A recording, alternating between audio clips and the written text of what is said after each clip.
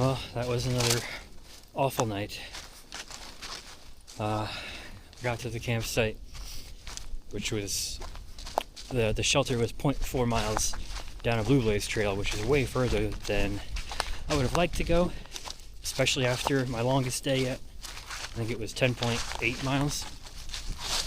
Those last couple miles, I was in a lot of pain, so having to go another half mile almost was a lot, but I made it there, and it started getting cold pretty quick because the sun was about to set right then. So I tried to hurry up and set up my tent, get everything set up inside, and at that point I was so cold and exhausted from the day, I just got in my tent and started getting ready for bed. Unfortunately, around an hour later, probably, I don't know, not very long, the wind picked up again. This is my nemesis, I think. And it was roaring.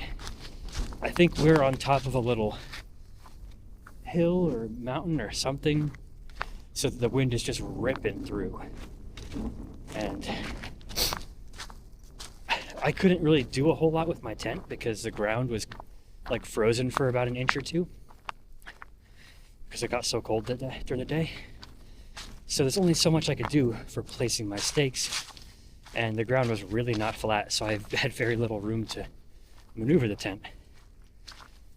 So I hoped for the best and laid there and went to sleep if I could, but the wind is so loud. It kept me up half the night. And then trying to fight drafts, it seemed like a windless battle. Because it was probably around freezing, give or take a few degrees. But then that wind just sucks the heat out of you. Quilt or no, it doesn't matter. If the wind's getting in your tent, you're gonna struggle. So that was the fourth night. I had one night in a hostel, which also wasn't that great because I was in pain and the other guys were moving around a lot and messing with their gear at 3 a.m. But the other 3 nights have been miserable and either freezing cold or crazy wind or both. So I'm starting out exhausted. I'm dehydrated. I'm not eating enough. But yeah, I don't know.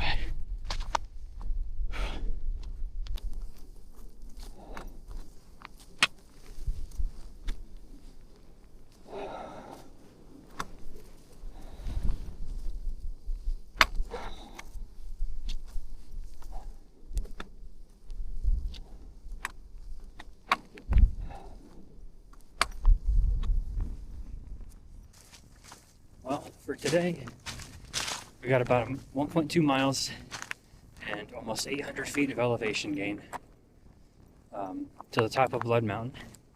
And there's a really cool shelter up there. It's all built of stone. I think it's like 90 years old or something. It's one of very few, if not the only, shelter that's made of stone like that. So, pretty cool. And there should be some really, really good views. If it's not windy, because if it's windy, I'm getting out of there.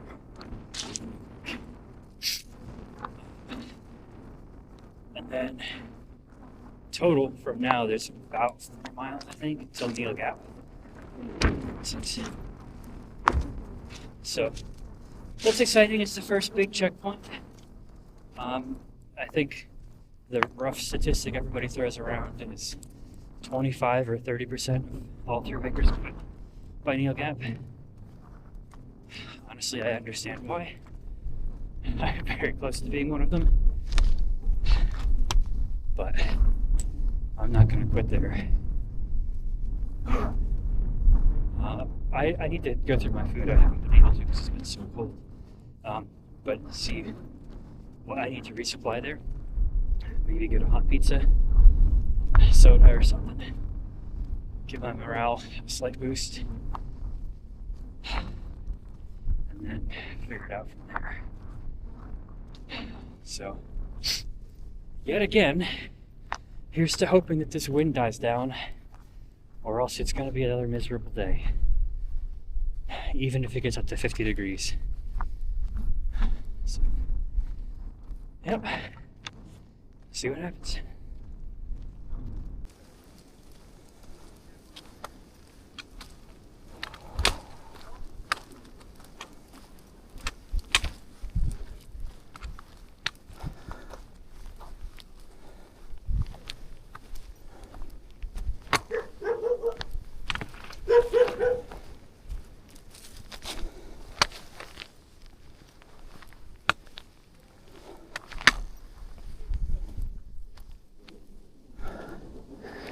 Well, I don't think we're getting a view.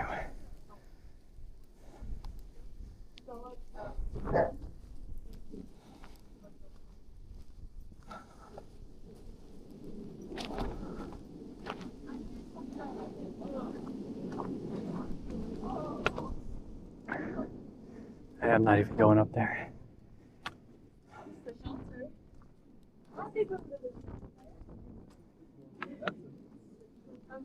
Oh, there's somebody in here. I'm just relaxing. It was a tough climb.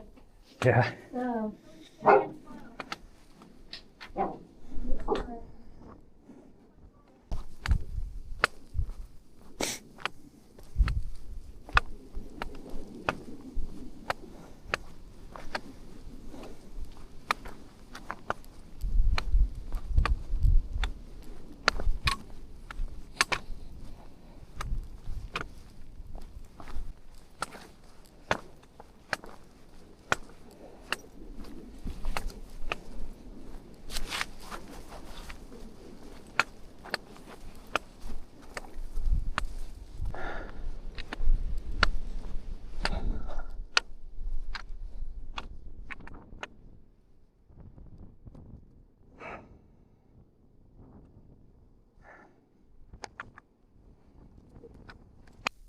This part of the trail going down Blood Mountain is just a bunch of huge rocks like this, just scrambling up and down all over the place.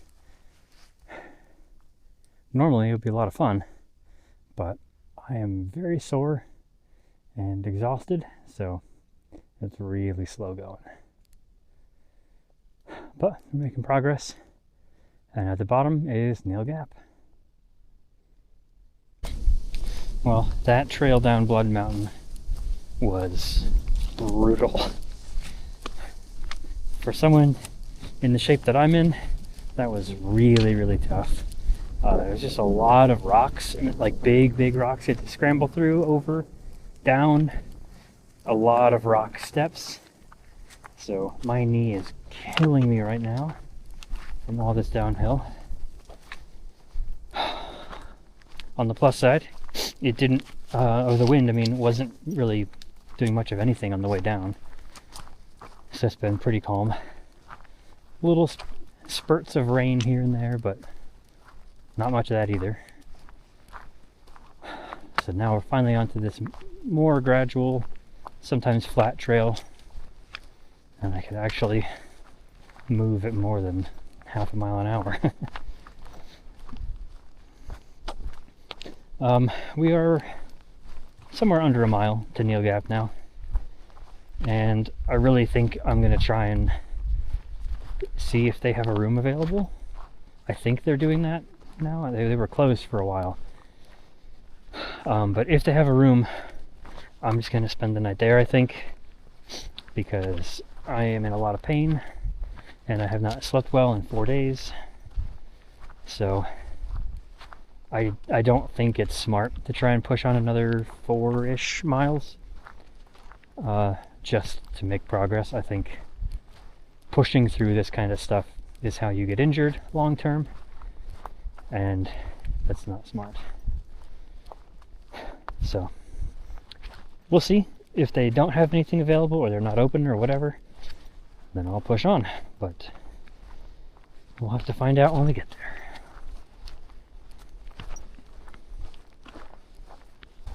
And finally made it to Neil Gap.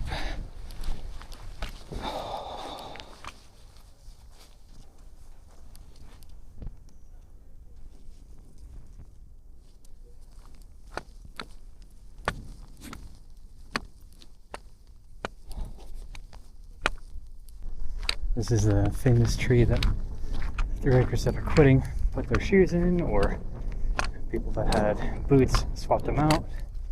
Toss them up here.